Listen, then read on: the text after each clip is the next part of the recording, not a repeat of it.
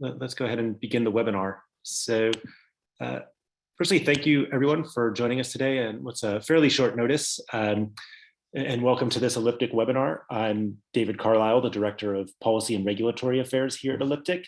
And today I'll be your host for this session on Russia's sanctions and how to think about the compliance response in the crypto space in this very time of really rapid change. I think this past week has seen an absolutely incredible and really unprecedented amount of coordinated sanctions activity globally. Russia's invasion of Ukraine led governments in the US, UK, the EU, Australia, Switzerland, and many other countries around the world to impose sanctions on Russia and on hundreds of Russian entities and individuals in really just a few days. These are really quite extensive sanctions. They don't, they may not be entirely comprehensive and don't necessarily touch all activity with Russia and all of its all aspects of its financial and economic sectors, but they'll nonetheless significantly limit the ability of Russia to access the international financial system and capital markets. We can see it's already impacting the value of their currency and will substantially raise the cost of doing business. And again, it's been really remarkable to see how quickly all of this activity has gone into place. Having worked myself previously at the US Treasury and the Office of Foreign Assets Control, or OFAC, I have to say it's really astounding to see how fast this particular round of sanctions has been put in place. I really don't think there's anything like it. It's quite an unprecedented situation. And in the face of these sanctions, it's leading to a lot of question and causing some observers, including members of the US Senate and other policymakers, to ask if Russia will potentially look to crypto as a way to evade sanctions or mitigate the impact of sanctions. I think it's a controversial question at the moment, one there's a lot of debate about even within the crypto space. So that's something we'll talk about and take a look at in terms of what the picture could be or not when it comes to Russia's potential use of crypto.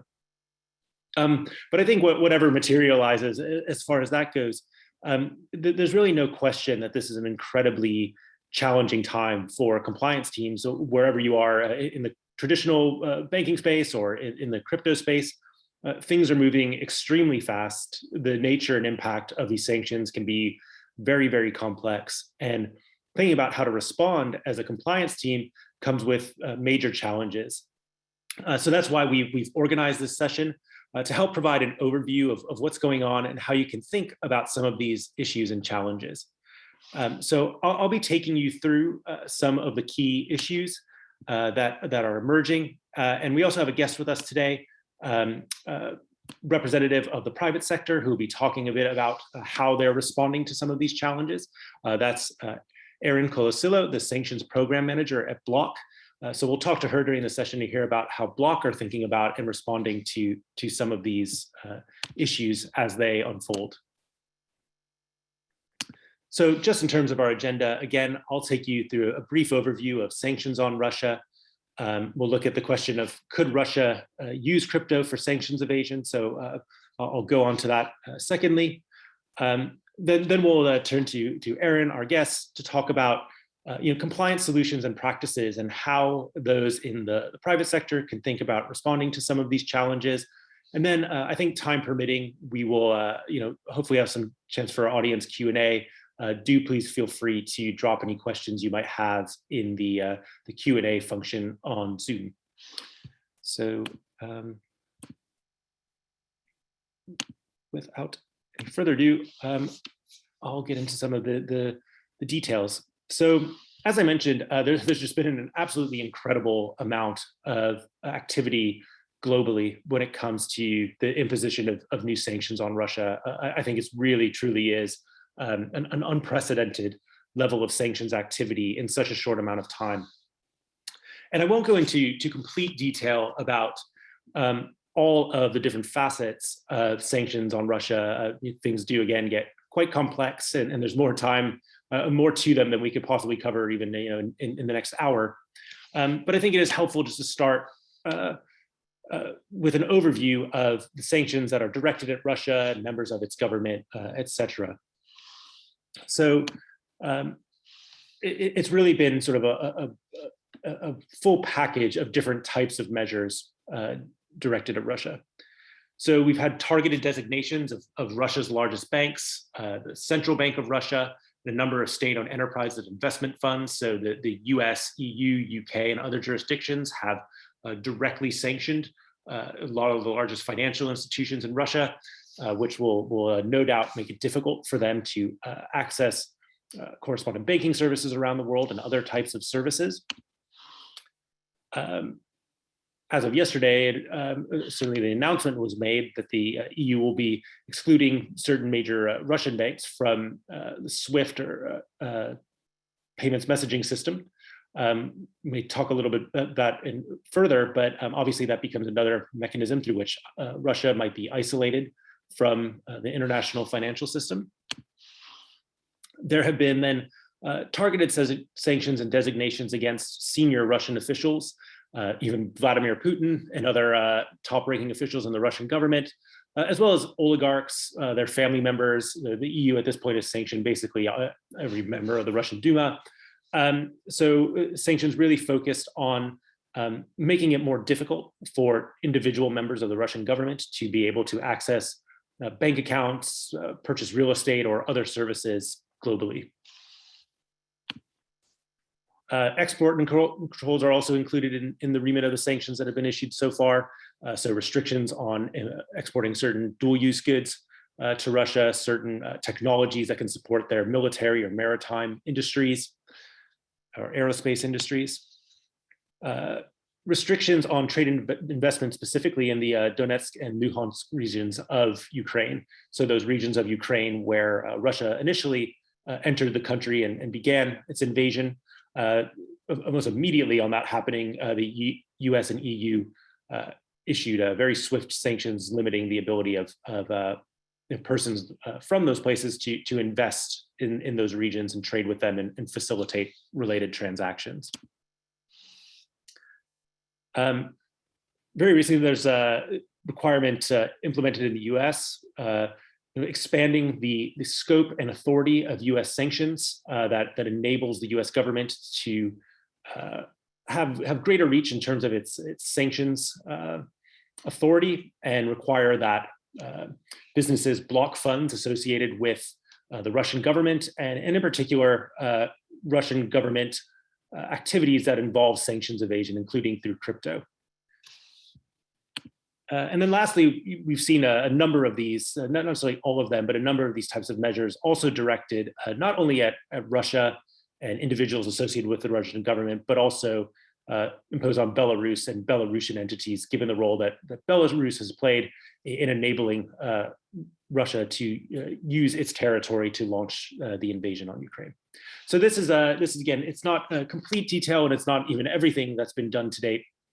But it provides an overview, and I think creates a clear picture that the nature of these sanctions is quite sweeping, significant, and I would fully expect, unless there's a real significant change in the conflict over the coming days or weeks, that we will see more sanctions imposed. Now, in terms of what the impact of those sanctions is going to be, one of those is that many of those sanctioned Russian individuals and entities will find it very, very difficult, if not impossible, to access financial services in the US, UK, EU, and other jurisdictions that have sanctioned them. Obviously, and we'll get into this in a little bit, they'll undoubtedly try to find some workarounds, but it will be much harder for them to freely access the financial sector globally. And you can see here, obviously, while these sanctions have not been implemented at the level of the United Nations, because Russia is a member of the UN Security Council and can effectively block that, many countries and jurisdictions around the world are implementing sanctions targeting Russia. And you can see here a great chart published this week by a partner of ours, Comply Advantage, that shows the number of entities based in Russia sanctioned over the past week by various jurisdictions. And you can see across the EU, Canada, Australia, and the US, there are really hundreds of Russian entities that will struggle to access services in a lot of these parts of the world. There's also been a direct and quite immediate impact on the value of the Russian ruble. You can see here it is plummeted, declined by about 30% in one day against the dollar in just a really overnight. And this problem has been compounded by the sanctions that have been placed on the Russian central bank, which really can't access its reserves in in other parts of the world like the US or EU, and will really make it very difficult for it to take action to prop up the ruble and access capital markets. Overall, in addition, Russia's ability to access the global banking sector and finance is going to be significantly curtailed.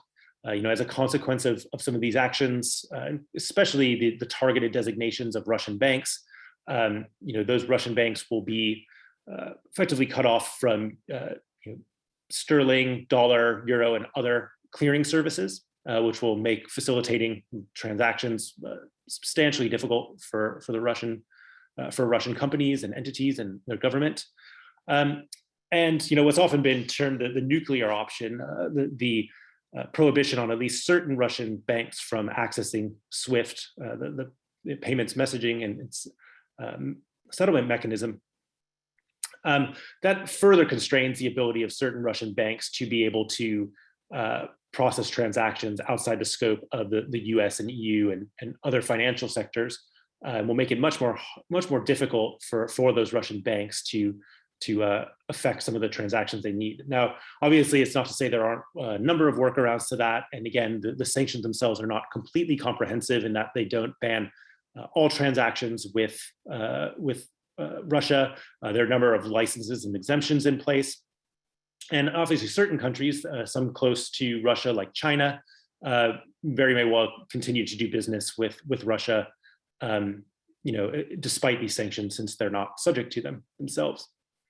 But obviously, these sanctions are still quite significant, will create a lot of disruption.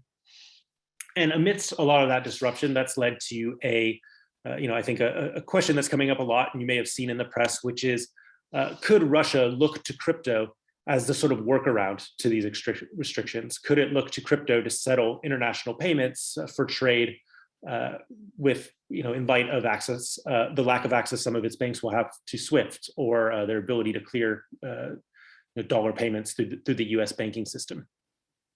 It's a pretty hotly debated topic at the moment. So we'll just talk a bit about what may or may not occur and how we perceive it at Elliptic. Now, obviously, it's been quite a high-profile issue, even over the past couple of days. We've seen prominent U.S. policymakers like Elizabeth Warren raising questions to the Treasury Secretary about whether Russia could undermine U.S. sanctions using crypto. Similarly, the EU has indicated that they are looking into this topic. The French finance minister spoke about this just yesterday. So there's a tremendous amount of attention on it. And so, I guess it's fair to ask, what is likely to happen or not, and what role could crypto play or won't it? I think it helps, firstly, just to think about the size of the Russian economy and financial sector. So Russia has the 11th largest economy in the world. Its total annual imports are, almost $250 billion per year. Its exports are even larger, almost double that. And its banking sector assets are about $1.5 trillion.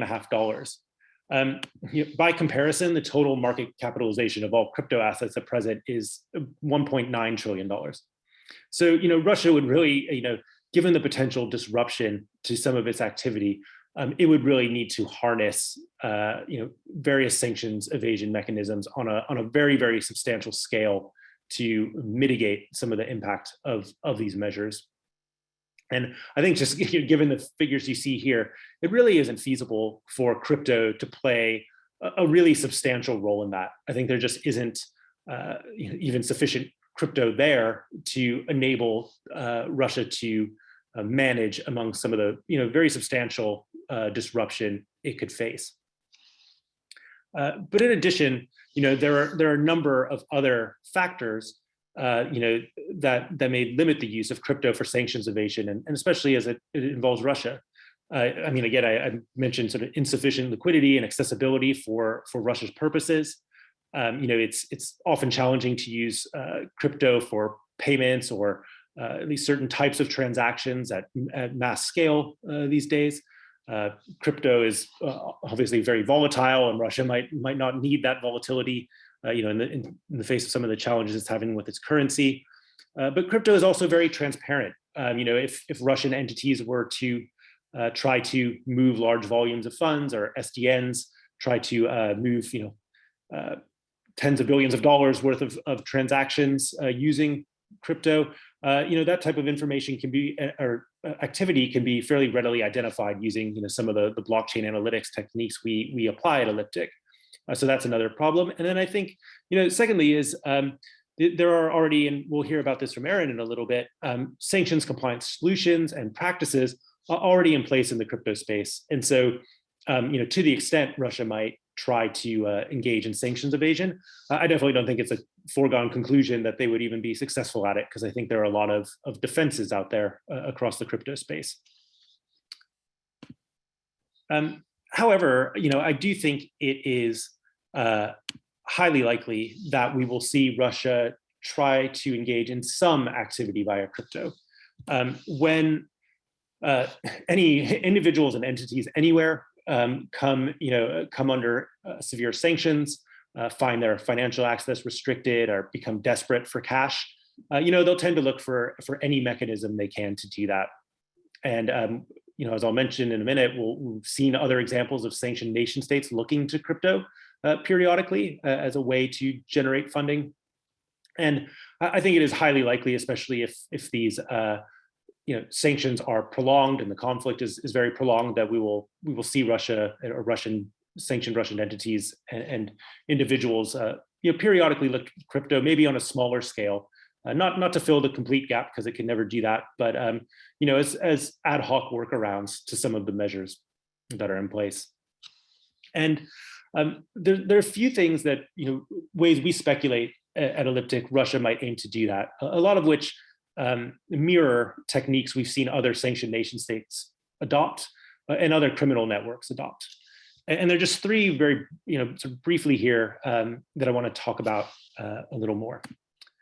Now, one of those is crypto mining. This is something we've seen Iran do, and I'll talk about that in a moment. But we see that as one potential avenue for Russia to, say, generate fundings or acquire crypto that it could use for various purposes. Cybercrime is another. I'll talk a little about in more detail in just a moment. And the last one is the use of non-compliant services. So things like crypto exchanges that perhaps aren't applying or adhering to any of the sanctions requirements where they're supposed to, or maybe in some cases might even be complicit in facilitating illicit activity. So I'll talk a little bit about each of these briefly. Now, when it comes to mining, again, Iran is the primary nation state actor. We've seen look to Bitcoin mining as a way of accessing Bitcoin as potential workaround to some of the restrictions they face. You can see here on the screen a chart we created at Elliptic, plotting out the proportion of all Bitcoin mining that takes place via miners located in Iran. And we estimate that about 4.5% of all Bitcoin mining, at least through parts of last year, occurred in Iran, often involving Chinese entities that set up mining operations in Iran. And what mining does is it allows Iran to utilize some of the energy resources that it struggles to export in the face of US restrictions in particular, direct that to the process of Bitcoin mining, which is highly energy intensive, and essentially acquire Bitcoin as part of the rewards that miners get from carrying out mining activity. And I think there's, by our own estimates, I should say, we estimate that the amount of mining that's occurred in Iran could potentially generate about $1 billion worth of revenue for the government of Iran. which again doesn't solve the whole problem of sanctions for them, but is a meaningful figure nonetheless. And I certainly think there are some conditions in place that could potentially allow Russia to harness a technique like mining to generate funds. You can see here a couple headlines. The president of Belarus has actually fairly recently talked about potentially leveraging some of the country's dormant energy infrastructure to engage in mining. Similarly in Russia, there's been some discussion recently about the potential to expand the scope of mining that already occurs in Russia. You can see there on the screen a Bitcoin mining farm in Siberia, where some mining already takes place. And given how resource-rich countries like Russia and Belarus are, I think it really wouldn't be a stretch for, say, the Russian government or certain sanctioned entities or certain sectors that may come under future sanctions to look to mining as a way to get access to Bitcoin that can then be used to facilitate transfers related to goods and services, or could just be converted into hard cash. Another potential mechanism for Russia is cybercrime. North Korea, I think, is the most prolific and sort of notorious actor when it comes to using cybercrime to acquire crypto in the face of sanctions. North Korea is a very sophisticated cyber criminal actor, and they've looked to hacking of crypto exchanges as one of their primary methods for accessing crypto. In some cases, stealing hundreds of millions of dollars worth of crypto in single cyber attacks, which they then attempt to launder, usually through Chinese bank accounts, to get back to North Korea. And I think by most credible estimates, North Korea has amassed at least hundreds of millions of dollars worth of crypto through these cyber attacks, if not potentially into the low billions. Russia as a state actor that's fairly well equipped to engage in cybercrime could potentially look to some of those same types of activities. There's been a lot of concern among US and European officials that Russia may ramp up its use of cyber criminal activity to state-sponsored cyber activity to target the financial sector, to engage in crimes like ransomware, which already occur in Russia on more of a non-state basis. But that the Russian government could potentially do those things as well. And we actually have seen in some cases in the past examples of where the Russian government has used crypto, or operatives have, in other forms of sabotage. So you can see there a headline on the screen where in past cases related to Russian attempts to meddle in US elections, there's evidence at this point that some of those Russian operatives were using Bitcoin to pay for goods and services in support of their espionage. And so certainly it's not something we've seen evidence of yet, but certainly not a stretch of the imagination to think that Russia could, like North Korea, deploy some of those types of capabilities to try to launch attacks on crypto asset exchanges, engage in crimes like ransomware, and other forms of cyber criminality that can be quite lucrative. And lastly, I'll just mention fairly briefly, for Russia to do any of the things I just mentioned, or for, say, sanctioned individuals and entities to try to access crypto or convert it as a way of operating outside the banking system, critical to that would be non-compliant or potentially complicit services that would assist in facilitating some of those types of transactions. And we've seen instances before of crypto asset exchange services that were complicit in enabling Russia-based criminals to launder large amounts of money. And you can see two of those there here on the screen. One is called Swex, the other called Chotex. And these were two crypto asset exchanges based in the Czech Republic and Latvia, respectively, that were sanctioned by OFAC late last year. And these exchange services attempt to create a veneer of legitimacy. Again, they register themselves and set up shop outside of Russia. But in fact, they were really servicing an exclusively or almost exclusively Russian-based clientele, and really primarily were in the business of facilitating hundreds of millions of dollars worth of ransomware transactions for Russia-based cyber criminals. So there is this already well-established practice of Russia-based illicit actors utilizing exchange services that really willingly enable them to move illicit funds. And so, I think it's really not a stretch to consider that, potentially sanctioned Russian individuals or entities who say want to move funds outside of Russia, outside of the parts of the sanctioned banking sector, who may just want to access other types of financial services or resources, could lean on some of those types of non-compliant or complicit entities, as was the case with SWEX and Chawtex, which were facilitating illicit activity through Russia. So that's just a bit of an overview of sort of where we are and where we might go. Certainly, it's not entirely inevitable, and I think we hope, through the efforts of the crypto industry, that this type of sanctions evasion activity won't go very far. But nonetheless, I think there are realistic possibilities to consider and something to think about.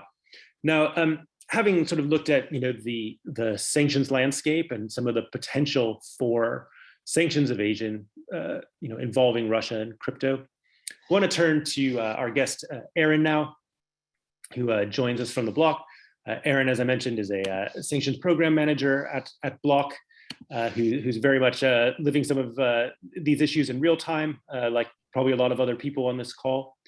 And really, it's a opportunity for us to hear, how sanctions compliance professionals in the crypto space are thinking about some of these challenges and potential issues. So, Erin, thank you very much for joining us today and on quite short notice. Before we get into a couple questions, maybe it'd be great if you could introduce yourself and explain the work you do to some of the audience. Sure. Thanks for having me. So I am on the global sanctions team at Block, and my role is the regulatory program manager. So I help manage Block's overall sanctions program across all of our business units and all of the jurisdictions in which we operate. I am admittedly fairly new to the organization. I joined about 7 months ago, and before that I was at HSBC, so I come from a traditional financial institution background. Great, thanks. Well, again, yeah, thank you for joining us on short notice. So, maybe we can just start, sort of generally, how has the compliance team at Block reacted to, these recent sanctions against Russia, that have come up quite quickly? Yeah, definitely has come up quite quickly. So the Russian sanctions have obviously garnered a lot of high level of attention across the organization, not just within compliance with the people who are dealing with these issues on a day-to-day basis, but also with senior management in the business areas. We're all kind of tracking the situation closely. As we all know, things are changing incredibly rapidly. And we're aware of the importance, and the business and senior management are aware of the importance of the work that the sanctions and other compliance teams are doing right now. Specifically, our team, the sanctions team, has been working really closely with a number of other compliance teams within the organization. So within each of our business units, and then just other general compliance areas within the organization, as well as with the business, to make sure that everyone's up to date on the evolving situation in our response. And we've also been doing a lot of assessment of our existing controls, potential areas of vulnerability, and where we can kind of ramp up some of our existing controls to make us better positioned to address the new sanctions. One specific control area that I know we're looking into more and more is relating to the use of geolocation data. And I'm not just talking about IP blocking, which obviously is required with the new regions of Ukraine that have been subject to a full embargo like Crimea. Obviously, that's something that needs to be put in place. And I think that's probably something that all companies are aware of and working on right now.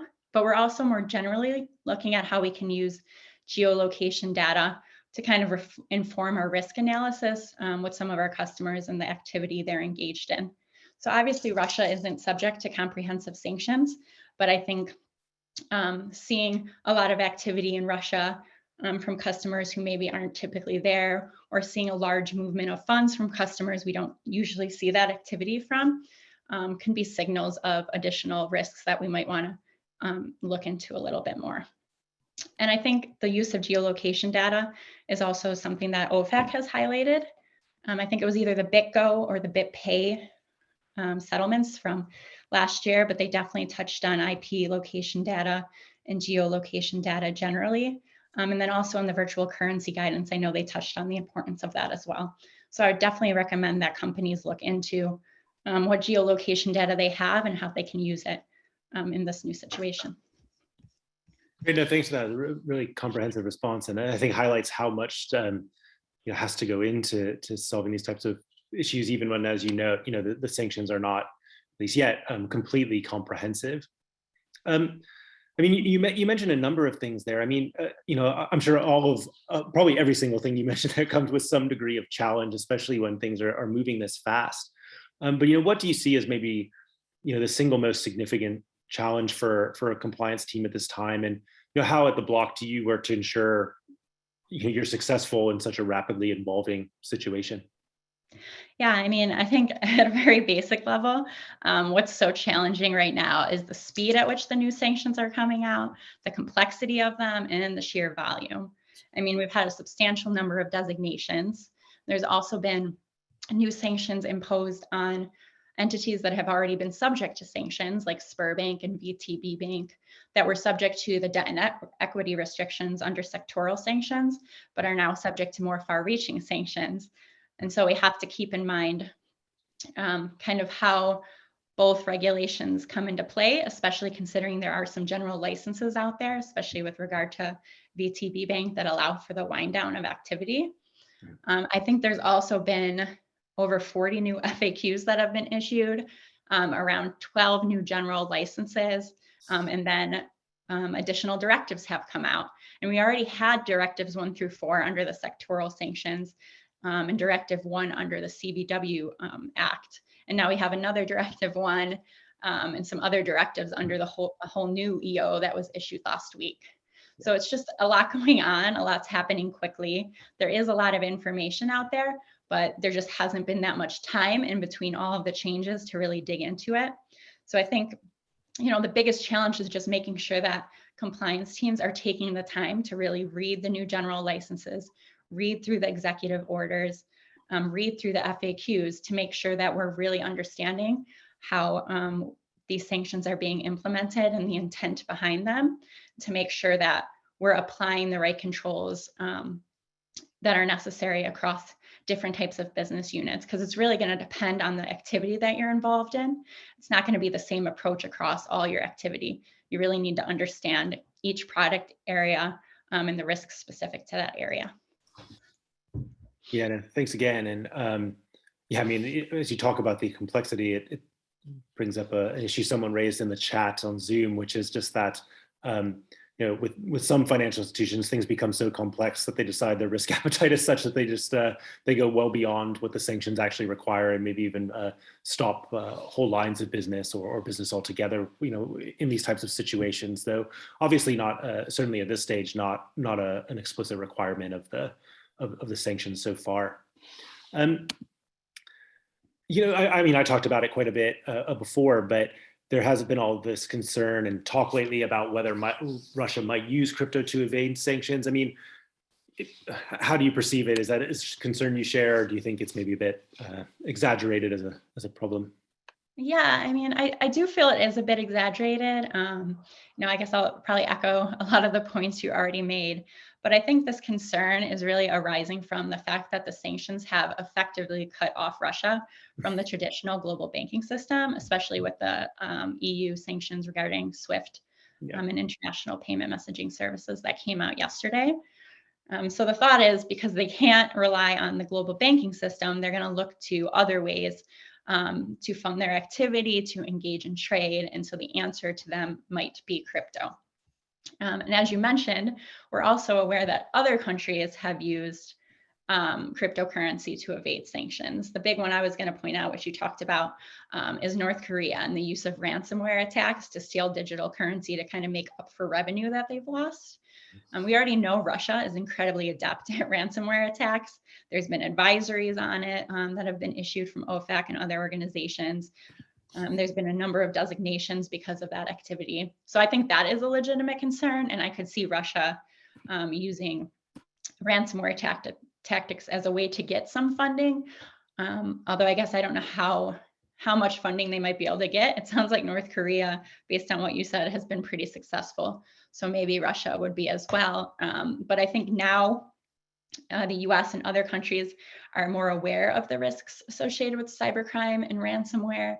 And I think the Justice Department announced last month that they're basically making a task force or setting up an agency to kind of look into crypto crime and cybercrime a bit more. So I think that's going to reduce the effectiveness of using ransomware and cybercrime to get around sanctions.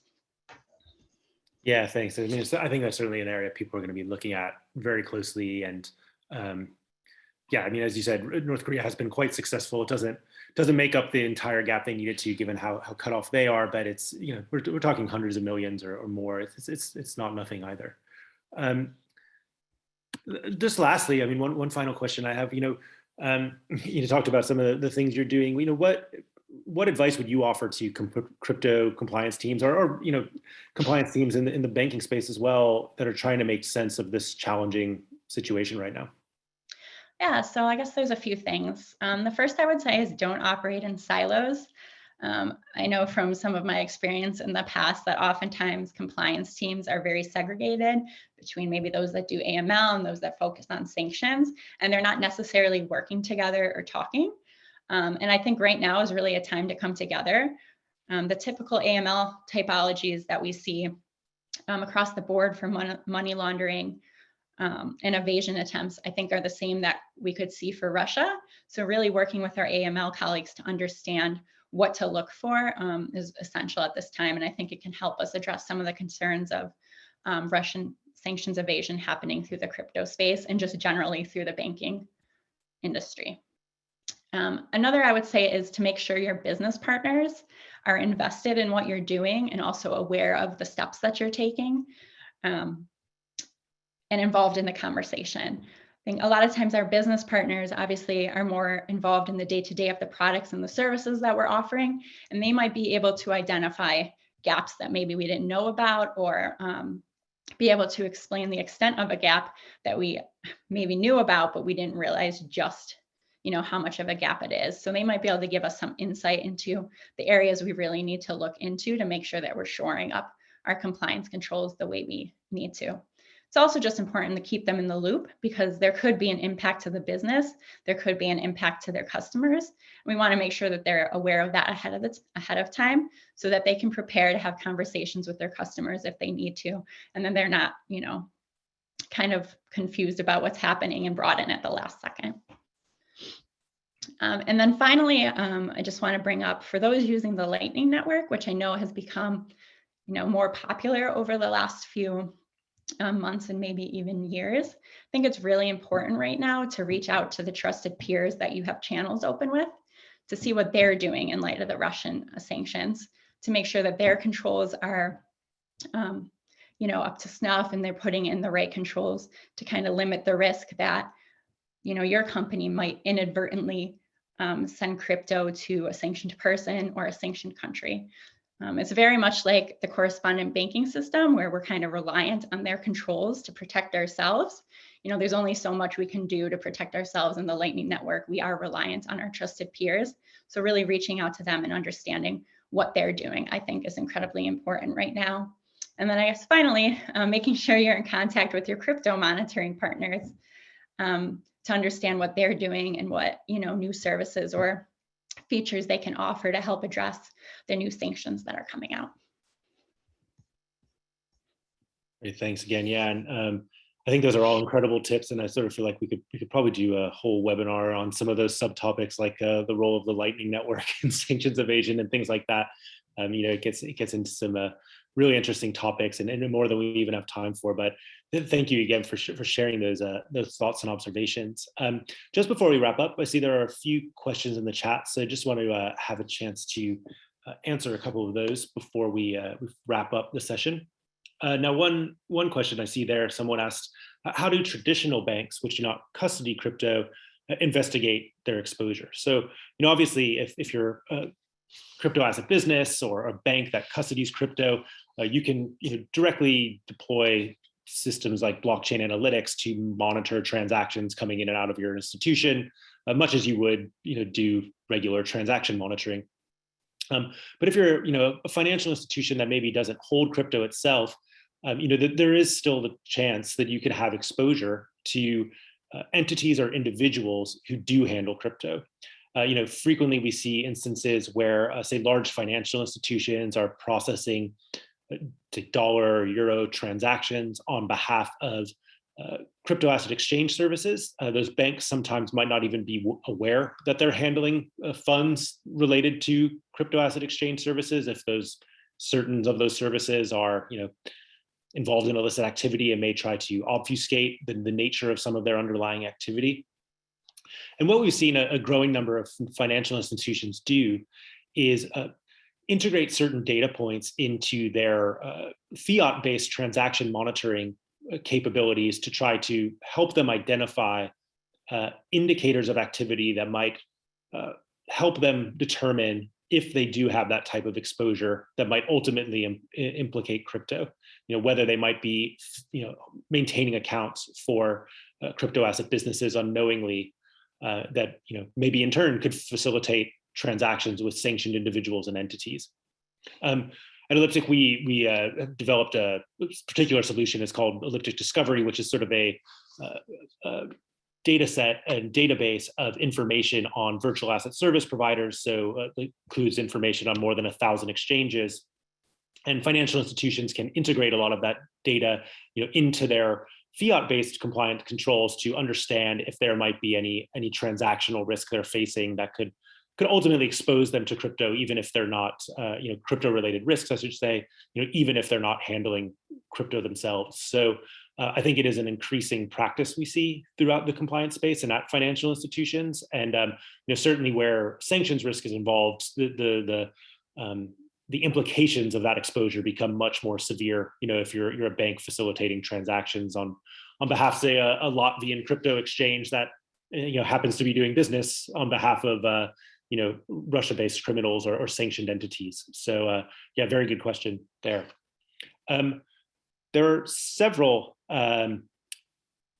questions related to mining that I'll do my best to just sort of condense into a single question, which relate to, if Russia mined crypto, would those coins not be usable? Would it also be impossible under the current sanctions for Russia to access mining equipment? Really, what would be the implications of Russia-based mining activity? Now, as both Erin and I discussed before, the current sanctions are not comprehensive in that they don't prevent US or EU persons from engaging in all financial transactions involving all parties in Russia. They're not as extensive as some of those types of restrictions on, say, North Korea or Iran, as exists in the case of US sanctions on Iran. So it's not to say that all mining activity that would occur via Russia by any means would necessarily be sanctioned. However, and given the nature of what we see in other countries, if a Russian-based specially designated national or financial institution or state-owned enterprise were to have some involvement with that Russia-based mining activity, then the sanctions could be implicated. And so if you were, say, a US-based crypto exchange that facilitated a transaction where the mining proceeds ultimately went to the benefit of a Russia-based SDN, that could impact you from a sanctions risk perspective. So it's not to say that any coin that might be mined in Iran is now subject to, Russia is necessarily subject to sanctions. But should Russia look to increase scale of mining, or should Russian sanctioned entities or certain state-owned entities profit from or benefit or get involved in some of that mining activity, then it could be captured by sanctions. And so that's where really substantial due diligence, I think, of some of the types Erin described with respect to other sorts of activity become essential. If you are facilitating transactions and you think they happen to involve a Russian miner, is anyone in that Russian mining pool or involved in that mining activity potentially a sanctioned entity? Who's potentially benefiting from the proceeds of that activity? So I think those are the types of considerations one would have to take into account, even if the sanctions aren't comprehensive across the whole of Russia.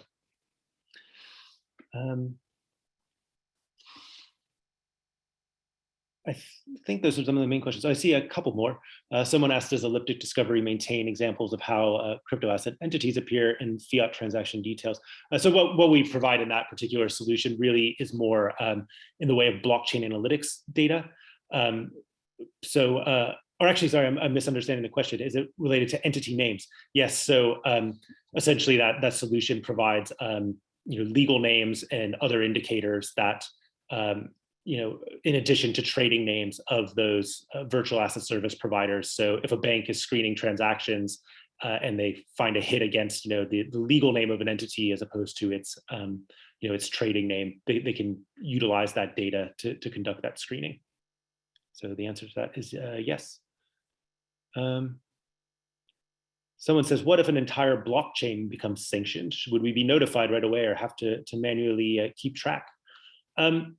Yeah, as far as I'm aware, there is maybe only one instance sort of akin to that, a total prohibition on a particular digital asset. Back in 2018, the United States, part of its sanctions measures against Venezuela, President Trump at the time issued an executive order prohibiting US persons from dealing with a Venezuelan government issued digital currency. Some of you may be aware, around that time, the Venezuelan government launched what's been known as the Petro, its own crypto asset that was at least ostensibly designed to be a sort of alternative and workaround for Venezuela to the US dollar, though there's a lot of, I think, debate and question about whether it's really been successful at all as a project. That's the only instance I'm aware of that sort of prohibition.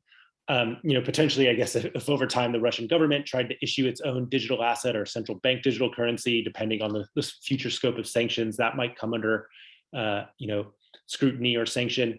I personally don't expect that OFAC or other sanctions authorities would try to sanction directly specific blockchains or crypto assets like Bitcoin or Ethereum or others. I think the approach that's been developed thus far is really to sanction specific entities and individuals engaged in certain activity or involved with certain sanctioned jurisdictions, and then publish addresses that those sanctioned actors hold on the OFAC list so that the private sector can better identify them. So you don't need to try to sanction Bitcoin, which would probably be impossible anyway.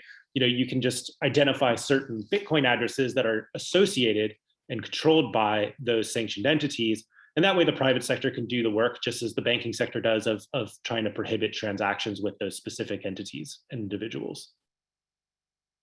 The last question I'll take here is just what about the wallets we track and have used to onboard from the start with KYC procedures, automated or manual check?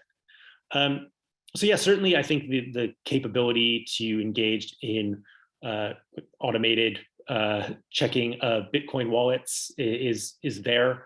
It's a capability we provided Elliptic. So say, for example, a cryptocurrency exchange, has a new customer, who introduces funds from a particular Bitcoin wallet, by paying our API, a crypto exchange can just effectively get automatic responses about whether that particular address is sanctioned or whether it even has exposure to sanctioned addresses. So whether that particular address has maybe ever even transacted with a sanctioned address.